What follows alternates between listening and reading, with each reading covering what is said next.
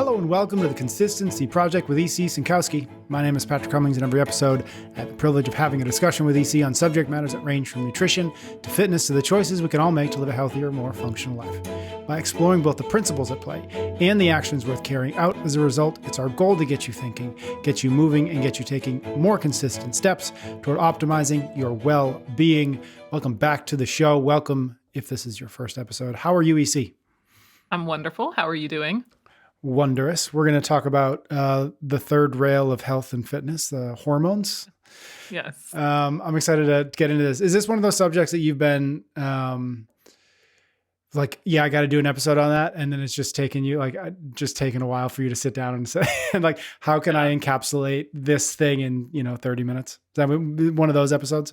Yeah, it probably didn't take quite as long to kind of put this one together in that sense, but it definitely there's enough stuff out there about hormonal imbalances. It's like, yeah, we gotta do this. But it's another one of these ones where there's just like so many half truths in how this is marketed and how this is sold that and I hope to give a couple examples as we go, but it's like, yes, but yes, but kind of like inflammation. I mean, you can use these words and these catch-all terms that sound sciencey, sound convincing, maybe encapsulate a little bit of fear, but really it's a lot of marketing to basically have people eat mostly whole unprocessed foods, exercise regularly, sleep enough, decrease life stress, all of the stuff that we talk about, right? Yeah.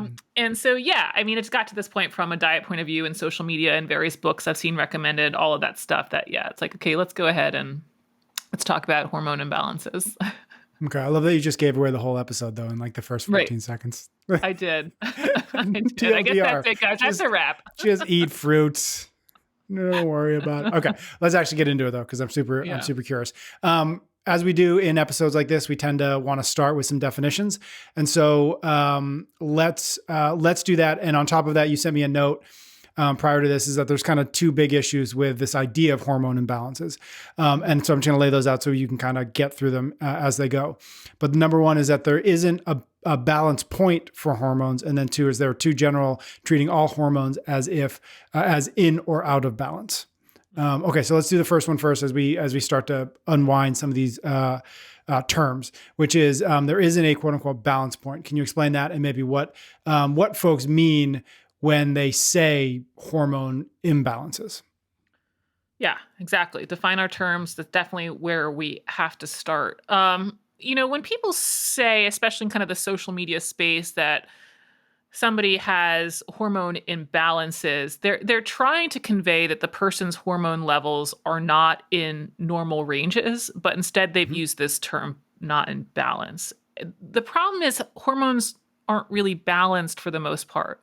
Hormones are these chemical messengers, and they trigger certain actions to occur to make things happen based on various stimuli that we're exposed to. But, we're not stressed all the time. We aren't eating food at all times. For women, our estrogen isn't high all the times. Hormones are really variable day to day, and even within a day. They go up and down. They're supposed to go up and down, which we've talked about many times with insulin. So there isn't this single point or this single aspect at which they are balanced. Now, I can hear kind of the counterpoint, right? Like, isn't this just semantics? Well, what they mean, EC, is that your hormones just aren't in the normal and healthy ranges. And I would actually counter that the specificity in the terms is important because it helps people understand some of the difficulty in testing hormones, and that reading any hormone at one point in time might not really tell us that much, and that there's huge both inter and intra variability, right? From person to person and just within yourself within a day. And so this is why with like hormones, we have to have really validated testing protocols so that we understand the test is really getting after what we think it's getting after. And to give an example of how the word balance can really be interpreted incorrectly is with the whole balanced blood sugar. Now blood sugar isn't a hormone, but of course insulin's implicated in that because insulin goes up with blood sugar. But because of this incorrect notion of balanced blood sugar, that we always have this perfectly balanced blood sugar. We've got people that are worried about eating bananas. We've got people worried about balsamic vinegar as too much sugar, as we went over in the continuous glucose monitoring episode. We've got people wearing CGMs that don't need to, possibly developing food neuroses and unnecessary food restrictions or even deficiencies because of those restrictions. And so this is the problem with using terms like balanced when in fact these things aren't at a specific balance point. Got it. Okay, so the second one was that they are too general, treating all hormones as in or out of balance. Yeah. So, again, it becomes this kind of catch-all term where they just lump it together that all these really general symptoms are, it's your hormones and they're, quote, out of whack. That's always the phrase, hormones are out of whack. And in one explanation in kind of this popular mainstream book I was reading, and I didn't want to make this episode a whole kind of blow by blow as some of the ones that we've done before, but it's this book by Sarah Gottfried titled Women, Food, and Hormones. And it describes your hormones that they're all in this symphony, if you will. And they actually use this description of like a symphony and different instruments, and that if one is off, the symphony doesn't sound right. Everything is off. And that's not how it works. I mean, some people are hypothyroid, and that doesn't mean that all of their other hormones are, quote, out of whack. That might just mean that they take Synthroid, the thyroid replacement, right? And so we need to identify what hormone we're talking about.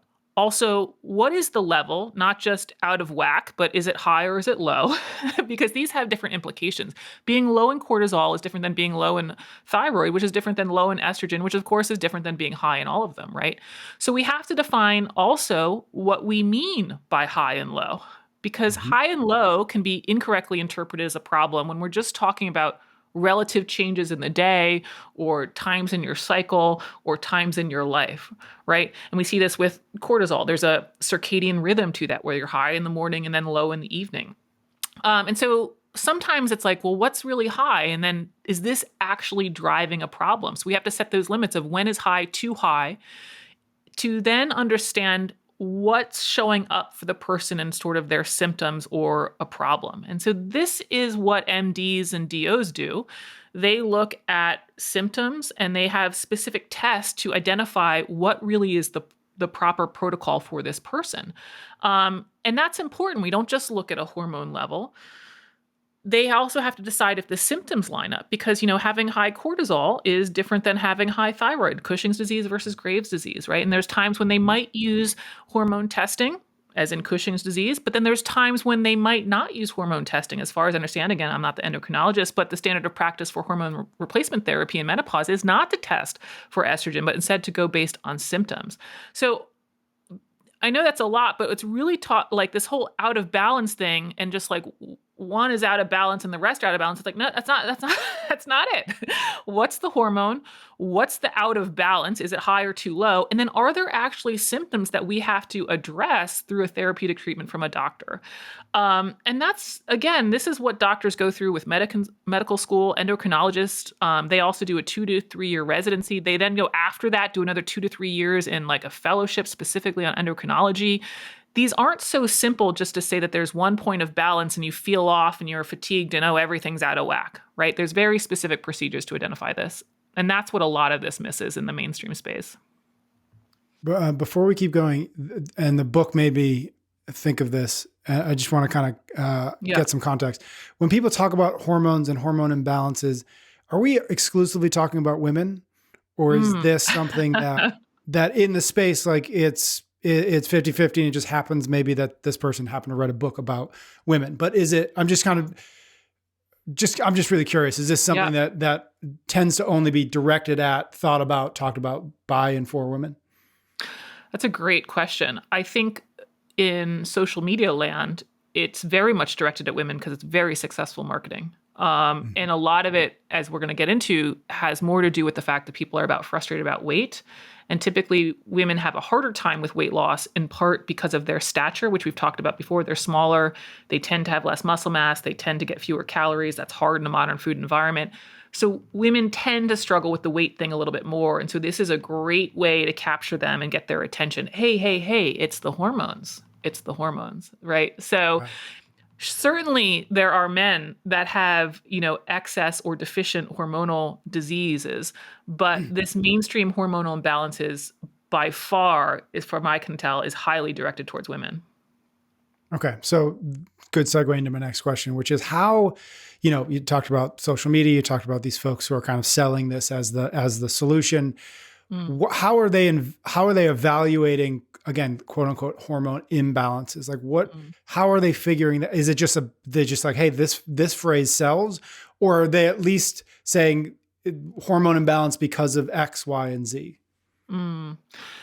Yeah, how they assess these imbalances also varies depending on kind of the practitioner or whatever their skill set might be, or I don't even know if skill set's the right word, but there is a popular at-home test that is used to assess, quote, hormone imbalances, and that's called the Dutch test. That acronym stands for Dried Urine Test for Comprehensive Hormones. It looks at things like cortisol and estrogen and progesterone and testosterone, and basically you collect urine 4 or 5 times throughout the day, and it's going to kind of send it back to the lab, and they tell you kind of what your levels are.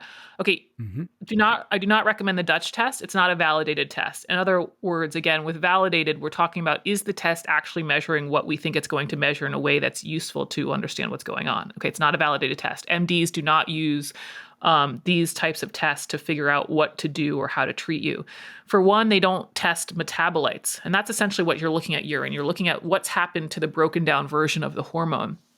And the reason that they don't use these, at least at this point, is because it doesn't help understand what exactly is the problem and how are we going to treat it. As I mentioned, for example, the standard of care for hormone replacement therapy in menopause is they don't actually test estrogen. So looking at your urine metabolites is irrelevant. They go based on symptoms to decide whether or not the dose is appropriate. But this is a great way for various wellness, natural practitioners to charge more money because as far as I can see, it's about $400 online. And so they probably are going to have a markup to then, interpret it and give you the recommendations, which I'm probably going to guess that don't really change that much. I have a feeling that the recommendations are probably pretty similar from person to person. And then, so that's one approach. Some people are using that to say, okay, your hormones are out of balance, but not a valid test. Another approach is they might use something so simple as like a questionnaire. And that I found in the Gottfried book. She doesn't recommend the Dutch test so far that I can tell. I admittedly did not read the whole thing. But she has this metabolic hormone questionnaire, and it's got about 18 questions on it. And if you answer 5 yes or more, then you, quote, probably have a hormone imbalance affecting your weight and metabolism. The problem with something like this, like a questionnaire, it's so general. One of the I'm going to give you a couple of questions. Are you fatigued at any point during the day? Despite adequate rest. Are you fatigued at any point? I mean, it's basically saying, are you human, right? Yep. The next one is, do you struggle to adhere to a diet? Do you experience food cravings? I mean, on the front of the book is lose weight. So you've already attracted people who are interested in weight loss. Of course, they've struggled to adhere to a diet. Of course, they've experienced food cravings. Again, even if you don't want to lose weight, you've experienced these things. So how is somebody not going to get to 5 on this questionnaire, right? It appears to be so personalized when in reality, it's quite like a very generalized way to say that you need my specific diet plan, right? And yeah, like I said, I didn't really get through her whole book, but I do think it's a little bit ironic that she uses this really generalized questionnaire because as she opens the book, she talks about how she does this really personalized and precise nutrition approach. And then here she has this thing with a generalized questionnaire. Oh, and then it follows with a book that's going to have the same recommendation for everyone, right? So there's a lot in this kind of, I've personalized this approach to you, as we kind of talked about, I think, in that DNA test podcast. But there's a lot in this. I've personalized this approach to you, but I'm about to give you generalized advice that again is just a big disconnect and a lot of good marketing. Okay, again, this book specifically, or just these books, these coaches, these social media folks, like what are they fixing, or what are they trying to fix, if they're fixing anything, when they identify a hormonal imbalance? Like regardless of like whether it's the Dutch test, whether it's a questionnaire, whether it's like they read your tea leaves and they give you tarot cards, like what are they actually fixing? Yeah, they're fixing your diet. They're fixing your diet. Like I said before, it's big surprise. It's not really that personalized. You're going to get sort of the same diet recommendations that everyone else does. I mean, maybe they're going to throw a couple different supplements at you that they can, of course, mark up that are also not valid supplements. But anyway, You're going to get a diet approach. And, again, in this book, we've got the Gottfried protocol. And it's a, quote, modified keto diet that includes a detox component, modified carb count, and more vegetables and fiber, end quote. Guys, this is pretty much the end result of what we talk about on every episode. I think it's a really convoluted way to say mostly whole unprocessed foods in the right quantities. I mean, I could call the 800-gram challenge a metabolic boosting, low carb, modified animal based diet or something like that to make it sound like so sophisticated and whatever, I don't know, advanced or something. But yeah, you're eating fruits and vegetables. But so this is the way that people try to distinguish themselves in the space, in my opinion. They put these really arbitrary, unnecessary rules around whole foods in the right quantities so that they look like they've got this really unique method when really we just have another diet that cuts calories. And as much as I love the 800-gram challenge and do think it has a little fresh take and approach to things, we are in fact eating just fruits and vegetables, and we can control calories often that way. And I've been quite transparent about that. So it'd be nice if, even if they had these really specific opinions about, I really want you to only eat carrots or whatever it is, that they put it in the context of what it's doing overall, and that's cutting calories. So, it's like, find me the hormone balancing protocol out there that doesn't focus on eating more whole foods, more fruits and veggies, more lean protein. That's the heart at all weight loss diets, including my recommendations, right? Because that's how we cut calories and keep people full. So yeah, that is what I think they're fixing. They're helping people eat more whole unprocessed foods by way of a convoluted explanation. I will say I do actually think they have one other thing that they're doing quite well, and I'm actually sincere with this. They deal with the emotions of the client. And, it's a little bit much for me, but in this Gottfried book, they have chapter 1 that starts out with basically a take on the serenity prayer, but she calls it a hormone prayer, basically saying, like, control the things I can control and all of that stuff. It goes for pages and pages. I didn't read the whole thing, but I read enough that she really goes into the frustrations that women have with dieting, not only from the fact that they have all these failed diet attempts, but they have to fit a certain look and mold and size based on, the media. And it really does resonate with people's emotion. I mean, it's marketing 101. We've talked about that before. But the truth is, a lot of people do not feel seen or heard by their medical doctor. And that's just unfortunate. I mean, some of that is just the system. They get 15 minutes. Insurance controls a lot of things. So it's just unfortunate that they often don't feel kind of this level of empathy or care from their MD doctor. And so in some cases, when we can deal with the emotion, that is what in fact is helpful for the person. They just need some empathy. They just need a little more time. They just need a little bit more care. And that gives them then the motivation. Now I have someone who cares and invested in me, and now I am now motivated to make the change. It's really unfortunate that care and empathy tends to come through more on the natural side, because then with that comes junk science and supplements. But ultimately, that is something that the natural side is doing better than the conventional medicine side on average. Super interesting. You mentioned something a little bit earlier in this conversation about insulin. I feel like maybe it's worth spending a minute revisiting that. I think we've talked about, I know we've talked about insulin before and diet's effect on insulin, but can we just maybe spend a couple minutes talking about that and how that might be related to hormones and specifically diet? Yeah. Yeah, I mean, definitely insulin can be affected by diet. So again, if you're thinking about can diet affect any hormones, it's like, okay, yes, here's a great example of one where there is an effect. And there's always a genetic component here as well. But yeah, generally, and we've talked about this before, generally excess quantity relative to your needs can over time lead to hyperinsulinemia or high insulin, and therefore insulin resistance, which is part of metabolic syndrome and associated with every chronic disease, heart disease, you name it. So going back, though, to the first point, I like to just highlight, okay, A, we're talking about insulin. B, we're talking about not out of balance. We're talking about it specifically being too high. How is it diagnosed? It's actually diagnosed by way of blood sugar, not insulin. So they're looking at fasting glucose to determine that. But yes, diet can help often improve one's insulin sensitivity. And this is done by controlling proper quantity, not just carbs, total quantity, all calories in the diet. And so if anything, with these very generalized hormone imbalancing protocols, by way of fixing the diet, by way of fixing weight, they can help somebody have changes in their insulin that would be then more in a healthy range.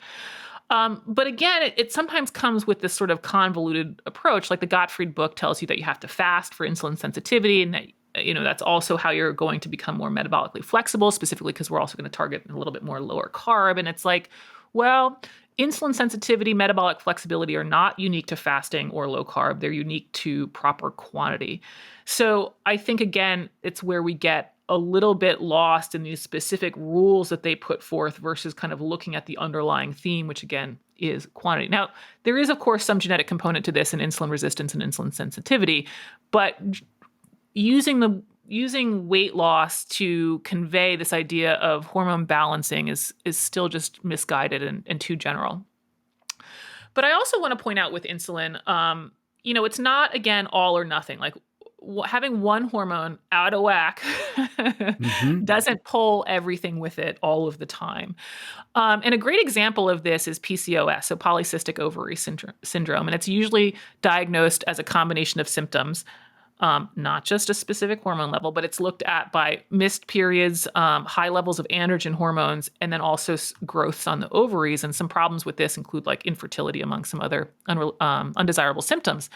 Now, what we do find is that insulin resistance is commonly found in women who have PCOS. About 35 to 80% of PCOS women have insulin resistance. And it looks to be that it's insulin in combination with androgen hormones is really what drives the development of PCOS. But it's not one for one, that just because you have insulin resistance does not mean that you also have PCOS or high excess androgens. And so this is where that whole symphony idea, again, one hormone out of balance just doesn't pull all of them out of balance.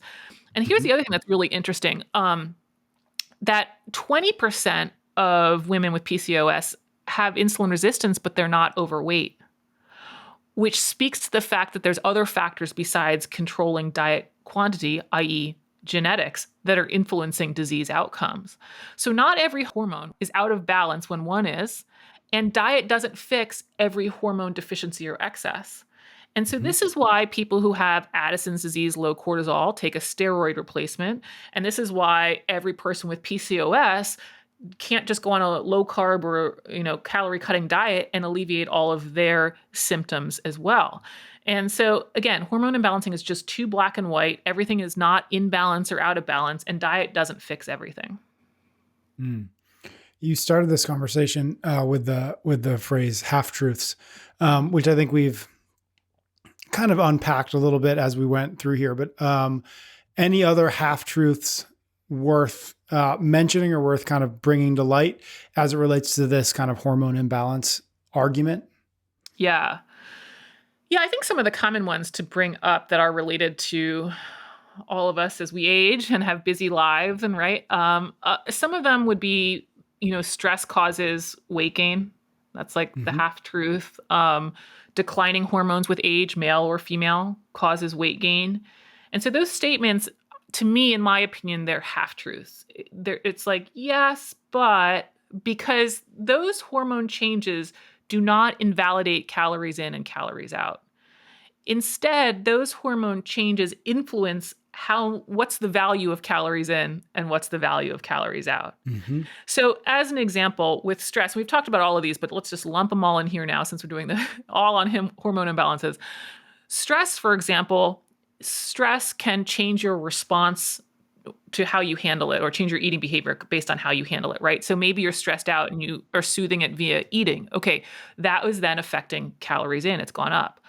Loss of muscle mass does happen with declining estrogen and testosterone. I mean, those are good things for muscle mass. So that means that your calories out declines, right? And so if you're eating the same way, you will end up gaining weight, but it's not just like by itself you're gaining weight.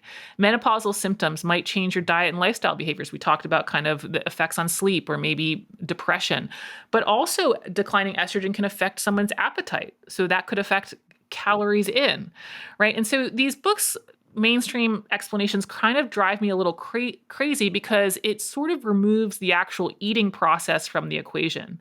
Again, in the Gottfried book, she's talking about how women often deal with kind of body shame and dissatisfaction. They have this quote that those feelings can, quote, lead to higher stress levels, even more hormone imbalance, and then weight gain, end quote. Really, in my opinion, to be accurate, that statement should say, that these, external forces can lead to higher stress levels, which if you soothe stress with eating can lead to weight gain. Like we need to work in the eating in there.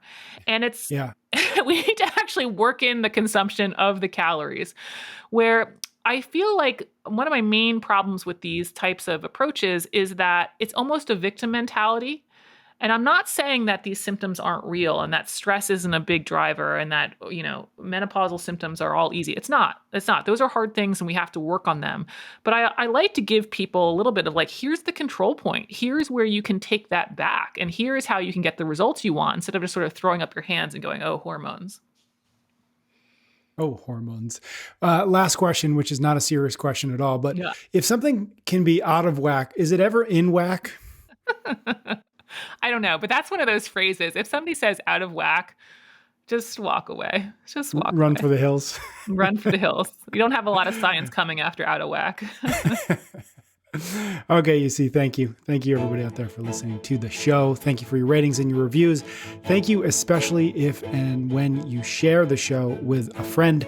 That helps new folks find the show, and EC and I always appreciate it. EC and I will be back next week for another episode of The Consistency Project.